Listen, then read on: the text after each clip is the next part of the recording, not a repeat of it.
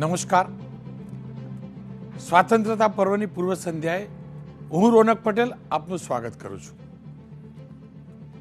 આજે હું તો બોલીશનો 1227મો એપિસોડ અને 1227મા એપિસોડના બે મુદ્દા છે અને બંને મુદ્દા એટલા માટે છે કે આપણો દેશ અંગ્રેજોની ગુલામીમાંથી તો આઝાદ થયો, પણ વ્યસનોની ગુલામીમાંથી ક્યારે આઝાદ થઈશું? બંને મુદ્દા એની સાથે જોડાયેલા છે.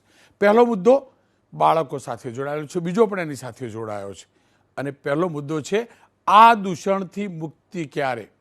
બીડી, સિગરેટ અને તમાકુનું વ્યસન જે ટીનેજરમાં લાગી રહ્યું છે તેનાથી મુક્તિ ક્યારે મળશે? અને બીજો મુદ્દો છે બાટલીના વેપારમાં બાળક કેમ? જી હા, અત્યાર સુધી દૂષણ હતું બાળ મજૂરીનું, ત્યારબાદ બીજું દૂષણ આવ્યું ભિક્ષાવૃત્તિનું. જે બંનેમાંથી બહાર નીકળીએ ને એટલામાં તો બાળકો પાસે બાટલી એટલે કે દારૂનો વેપાર કરાવાય છે અને આ દૂષણ નવું દૂષણ છે. એનાથી મુક્ત ક્યારે થઈશું? આ બે મુદ્દા છે. શરૂઆત કરીએ. પહેલો મુદ્દો, આ દૂષણથી મુક્તિ ક્યારે?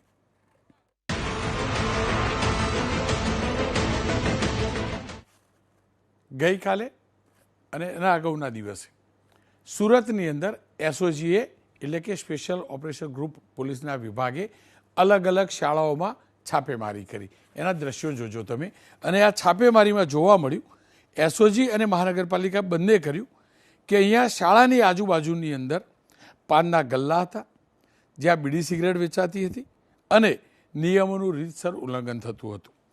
રાજ્યમાં શૈક્ષણિક સંસ્થાની 100 મીટર ત્રિજ્યામાં તમાકુ કે તમાકુની બનાવટ પર એના વેચાણ પર પ્રતિબંધ છે, પરંતુ સુરતમાં આ વેચાતું હતું એટલે અઠવા ઝોન વિસ્તારની અંદર આ કાર્યવાહી થઈ છે. એના પર દ્રશ્યો જોઈ શકો છો સુરતમાં જે થયું હતું એ. પરંતુ વાત એટલા પૂરતી નહોતી. સવાલ એ છે કે આ પરિપત્ર, પહેલા પરિપત્ર આવ્યો, પછી રીતસર કાનૂન બન્યો, કાયદો બન્યો કે શાળા એટલે કે શૈક્ષણિક સંકુલની 100 કિલોમીટરની મીટરની ત્રિજ્યામાં તમાકુનું વેચાણ, તમાકુના ઉત્પાદનોનું વેચાણ ન કરવું. પરંતુ દુઃખની વાત જોજો, 8 વર્ષ થઈ ગયા એ કાયદાને, 8 વર્ષ થઈ ગયા, પણ મારા ગુજરાતનું એક પણ શહેર, એક પણ ગામ કદાચ એવું નથી કે જ્યાં શાળાની આજુબાજુમાં બીડી, સિગરેટ, તમાકુની દુકાન ન હોય, પાન ફાંકી પડીકીની દુકાન ન હોય. આપણા ટીનેજર્સ, દુઃખની વાત જોજો, પ્રાથમિક શાળાના બાળકોને આની લત લાગી છે, પણ કોઈને પરવા નથી. પહેલી વાર વર્ષો પછી સાંભળ્યું કે સુરતમાં કાર્યવાહી થઈ, તે પણ એક ઝોનમાં. પણ અમે નક્કી કર્યું છે, સ્વાતંત્રતા પર્વની ઉજવણી કાલે કરી રહ્યા છીએ ત્યારે આ દૂષણનો પર્દાફાશ કરો અને તમામ ઓથોરિટી કે જેની જવાબદારી છે આ કાનૂનનું પાલન કરાવવાની, એને જાગતી કરવી, દોડતી કરવી. અને એટલે જ એની શરૂઆત પણ અમે સુરતથી કરી, કારણ કે એક ઝોનમાં કાર્યવાહી થઈ, બીજે પણ થવી જરૂરી છે. સુરતના અલગ અલગ વિસ્તારમાં ધનરાજ બાગલે ગયા અને જે ધનરાજ બાગલે જોયું છે ને એ રિપોર્ટ જોઈ લો પહેલા. એબીપી અસ્મિતાની ટીમ પર્દાફાશ કરી રહી છે એવા લોકોની જેઓ સ્કૂલ પાસે જ પાનનો ગલ્લો રાખતા હોય છે.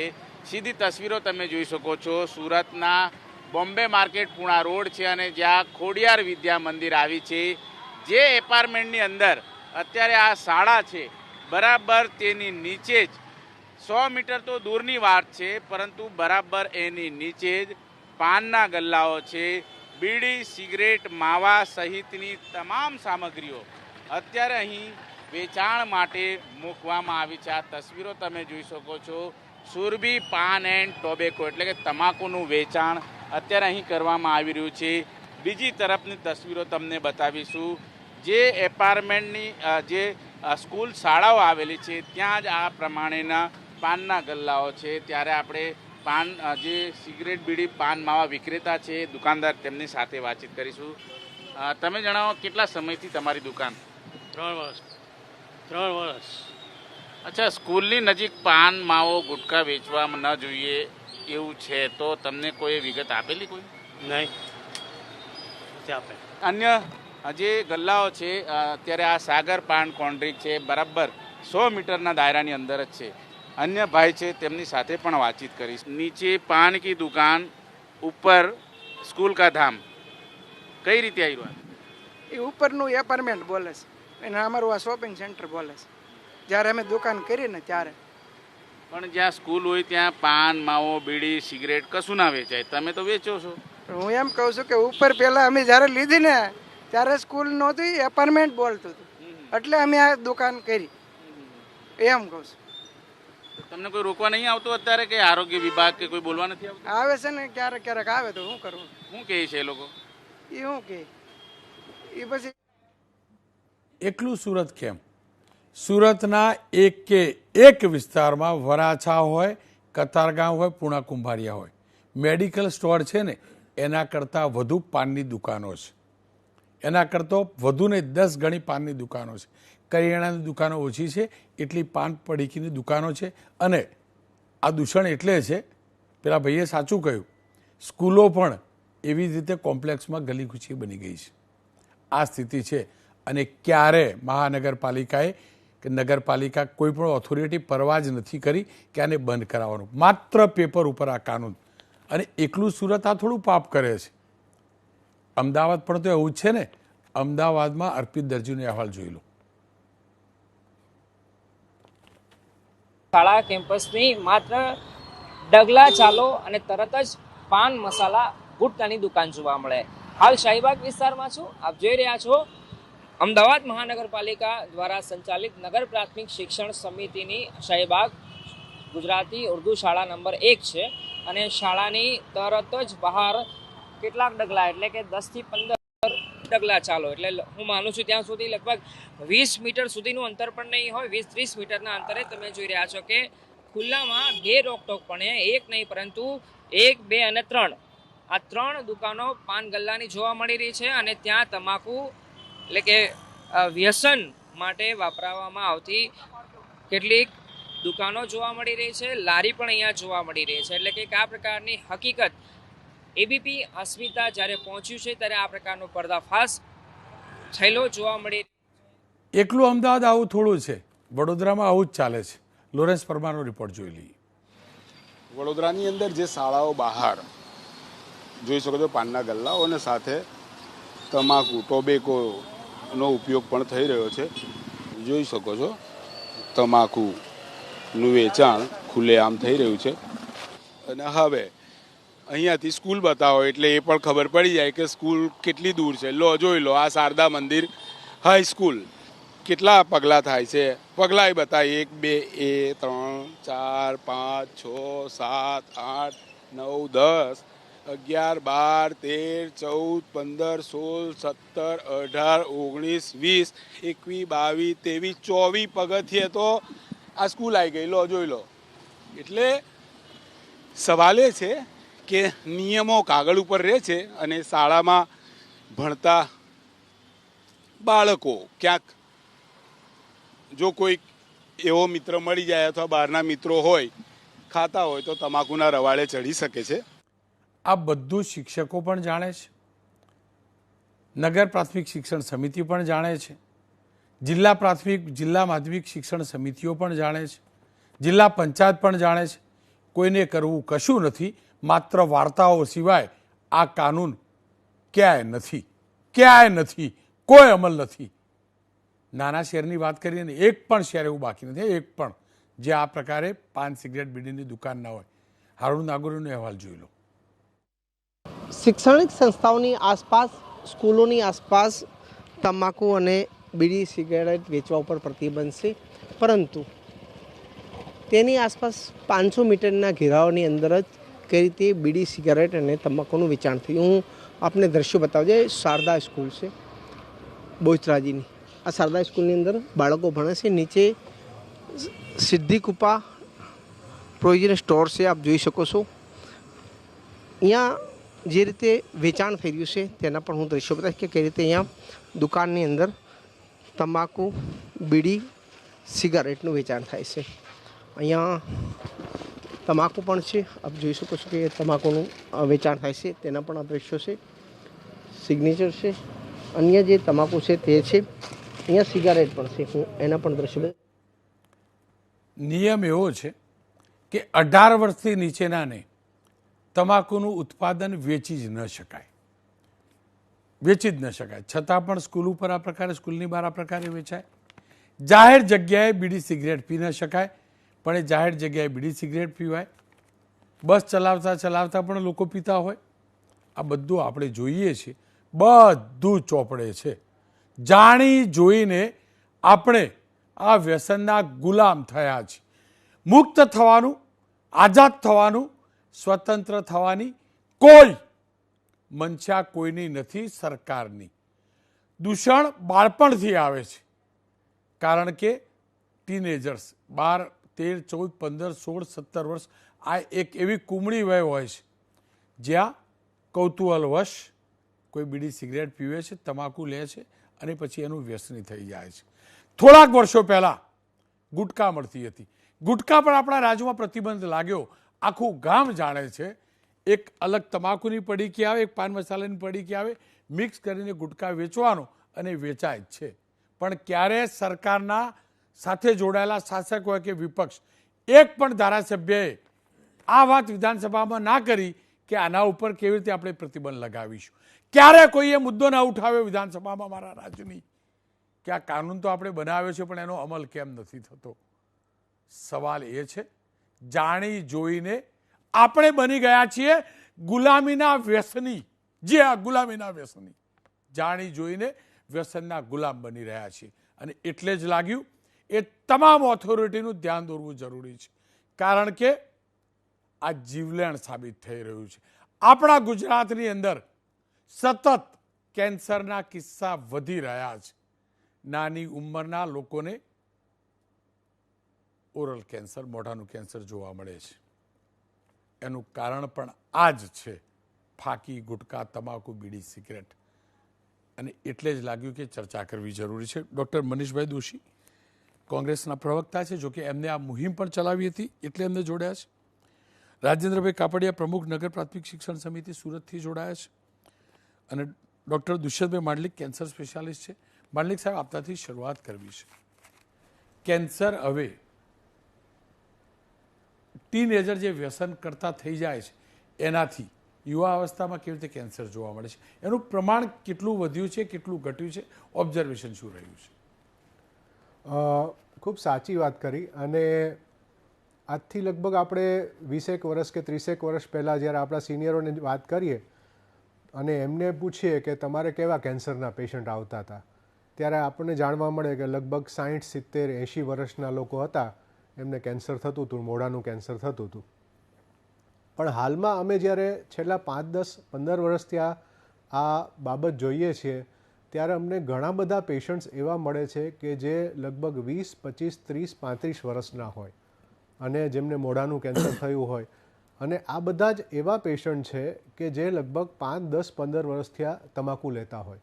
એટલે આપણે સરેરાશ ગણીએ તો લગભગ સ્કૂલ ગોઈંગ એજ, એટલે કહેવાય 6ઠું કે 7મું ધોરણ, એટલે લગભગ 15 થી 20 વર્ષની ઉંમર અને કોલેજમાં આવતી ઉંમર, એ વખતે જ્યારે કોઈને કોઈ કારણસર આ તમાકુનું વ્યસન એમને ચાલુ થાય, એ 5 થી 10 વર્ષના ગાળામાં આ કેન્સરને નોતરે. અને આપણે બધા જાણીએ છીએ કે આજનો વિદ્યાર્થી એ કાલનો નાગરિક છે. અને આજનો જે વિદ્યાર્થી આ વ્યસનથી ગ્રસિત થશે તો આવનારી આપણી જે પેઢી છે એ કેન્સરથી ગ્રસિત થશે. અને એના પરિણામો આપણે અત્યારે કેન્સરની એપિડેમિયોલોજીમાં જોઈ રહ્યા છીએ કે લગભગ 15થી માંડીને 30 વર્ષની ઉંમરના પેશન્ટને જોઈએ તો ટોટલ પેશન્ટમાંથી લગભગ 7 થી 10% પેશન્ટ એ આ એજમાં ફોલ થાય છે. કયા પ્રકારના વ્યસનના ખાસ કરીને જાણવા મળે છે? બીડી સિગરેટવાળા, તમાકુ ચાવવાવાળા, ગુટખાવાળા, ઓબ્ઝર્વેશન શું રહ્યું છે ડૉક્ટર સાહેબ? આપણે ગુજરાતની અંદર મેજોરિટી આપણે તમાકુ ચાવવાવાળા, એટલે જેને ચ્યુઇંગ ટોબેકો કહેવાય, મોઢામાં આપણે ફાંકી રાખીએ, સોપારીની જોડે કાથો અને તમાકુ મિક્સ કરીએ, આ પ્રકારનું, અથવા તો તૈયાર પડીકીઓ જે આવે છે એ સૌથી વધારે પ્રચલિત છે. સ્મોકિંગ ટોબેકો કે જે નોન ચ્યુઇંગ ટોબેકો છે એ મોટા ભાગે ટીનેજર્સની અંદર, એટલે કે જે કોલેજ ગોઈંગ છે એની અંદર એક શોખથી ચાલુ થાય છે અને પછી આગળ જતાં વ્યસનમાં પરિવર્તિત થાય છે. પણ મોટાભાગના નાના જે લોકો હોય છે અથવા તો વિદ્યાર્થીઓ હોય છે એમાં ચ્યુઇંગ ટોબેકો એ વધારે જોવા મળે છે. મારી સાથે મનીષભાઈ દોશી પણ જોડે છે. મનીષભાઈ, આપે તો મને યાદ છે એ સમયમાં કેમ્પસમાં તમે આખી મુહિમ પણ ચલાવેલી, આપનું ઓબ્ઝર્વેશન છે શું? રોનકભાઈ, એક તો તમને ખૂબ ખૂબ અભિનંદન, કારણ કે ગુજરાતના એ બાળકો જે ભવિષ્યના ડૉક્ટર સાહેબે કીધું નાગરિક છે, એ બાળકોને એમના તરુણ અવસ્થામાં દેખાદેખીમાં, ક્યાંક વટ પાડવામાં વ્યસનનો ક્યાંક ને ક્યાંક એ ભોગ બનતા હોય છે. અને વ્યસનની આડમાં જે ચાલે છે એના કારણે બહુ પાછળથી મુશ્કેલી ઊભી થાય, ખાસ કરીને જ્યારે બાળકને મોઢાના કેન્સરના આપણે જોઈએ છીએ, અને ખાસ કરીને ગુટકાનું. મેં કેમ્પસની અંદર જ્યારે હું કોંગ્રેસની વિદ્યાર્થી પાંખનો કેમ્પસમાં કામ કરતો હતો ત્યારે મને લાગ્યું કે આ બાબત ઉપર ખાસ કરવું જોઈએ, અને એના ઉપર મેં એન્ટી ગુટકા કેમ્પેન સમગ્ર રાજ્યમાં ચલાવેલું. અને તે સમયની 100 મીટરની અંદરમાં અને બીજા અનેક સામાજિક સંગઠનો, ધાર્મિક સંગઠનો બધા વ્યસન મુક્તિ ઉપર કામ કરતા હતા, બધાને જોડવાનો પ્રયત્ન કર્યો હતો. પણ રોનકભાઈ, એક બહુ દુઃખની સાથે કહેવું પડે, 2012ની અંદરનું આ એક નોટિફિકેશન છે જેમાં આપણે કહીએ છીએ જે આંકડા, એમાં બહુ બધા લોકો, એટલે 24% કરતાં વધુ લોકો યુવાનોમાં આ મોટા પાયે આની છે. 16ની અંદર કાયદાની પણ આવી, એ પણ પરિભાષાની અંદરની વાત બધી આવી. પણ સમગ્ર દ્રષ્ટિએ બે બાબત છે. કાયદાનું અમલ નથી થતું એ વાસ્તવિકતા છે ને કરવી વાસ્તવિકતા છે.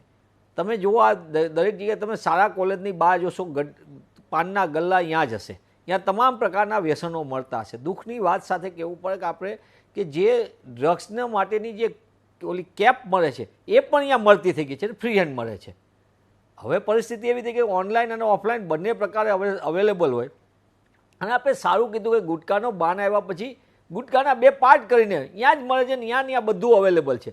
પણ છતાં આખાડા કાન કરવા આની ગંભીરતા એટલા માટે, એક તો ખાસ કરીને હું વિદ્યાર્થીને ખાસ કહીશ, સ્ટુડન્ટને, એક તો હોસ્ટેલમાં રહેતા સ્ટુડન્ટો દેખાદેખીની અંદર, ખાસ ઘરે તો જાય, ઓલા સ્ટુડન્ટોને હોસ્ટેલવાળાને તો કોઈ ન હોય, તો એ વિદ્યાર્થીઓને ખાસ કરીને આવા વ્યસનથી દૂર એ જરૂરી છે. એટલા માટે કારણ કે આપણી સાથે ડૉક્ટર સાહેબ છે કેન્સરના સ્પેશિયાલિસ્ટ, તો ખબર છે કે બાળકોને જ્યારે થાય છે ત્યારે તમે તો મુશ્કેલીમાં મુકાવ છો, પણ તમારો પરિવાર પણ મુશ્કેલીમાં મુકાય છે, અને એ મુશ્કેલી ન વર્ણવી શકાય એવી હોય છે.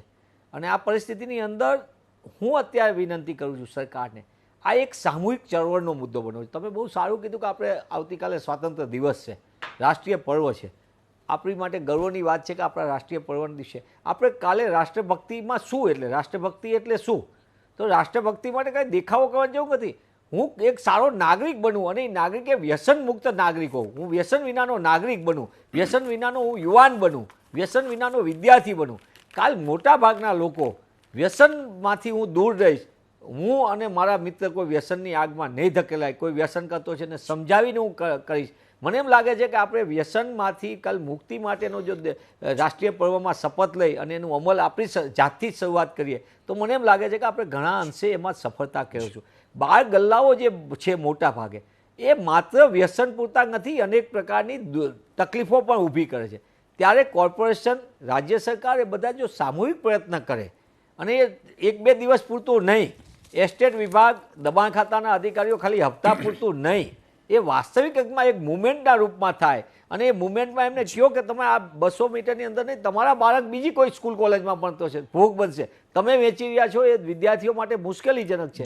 તો મને એમ લાગે છે કે આપણે થોડુંક સાતત્ય સાથે મુવમેન્ટ કરશું.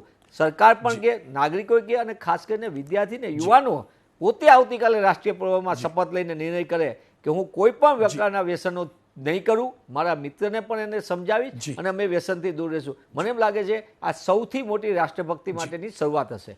રાજેન્દ્રભાઈ, સુરત તો એવું શહેર છે, દરેકમાં લીડ લેતું શહેર છે, દરેકમાં આગેવાની લેતું શહેર છે.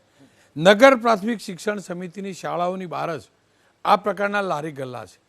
કેમ કાલથી જ એમને હટાડવાની શરૂઆત ન થઈ શકી?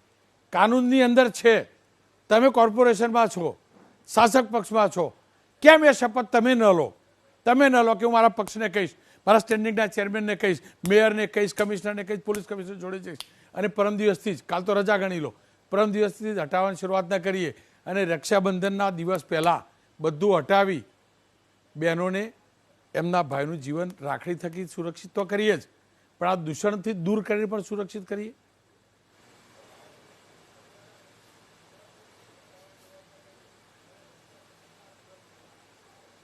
અવાજ બંધ થઈ ગયો. જી રાજેન્દ્રભાઈ, કેમ એવી શરૂઆત ન થઈ શકે?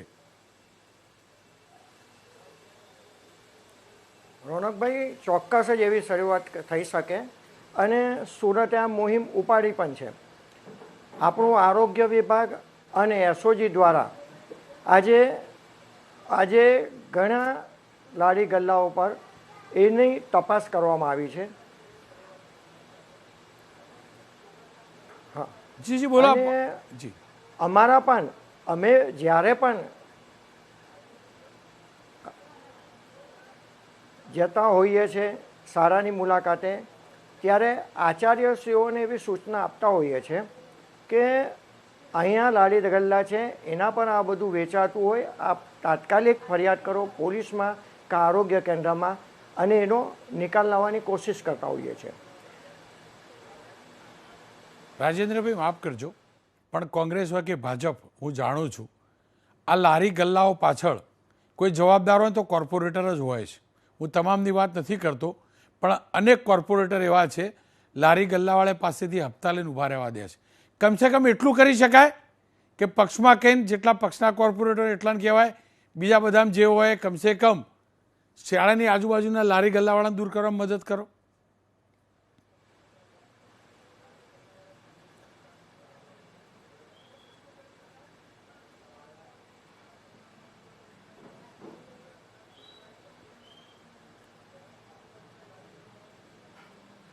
ખેર, રાજેન્દ્રભાઈ પાસે ફરીથી જઈશું અથવા અવાજની કંઈક તકલીફ છે. ડૉક્ટર સાહેબ, અંતમાં આપની પાસેથી જ એક અપીલ કરાવવા માગીશ, કારણ કે હકીકત છે કે બીડી સિગરેટથી શરૂઆત થાય છે, તમાકુથી શરૂઆત થાય છે, મનીષભાઈ કહેતા હતા એમ ડ્રગ્સના રવાડે આપણા સંતાનો ચડી જાય છે.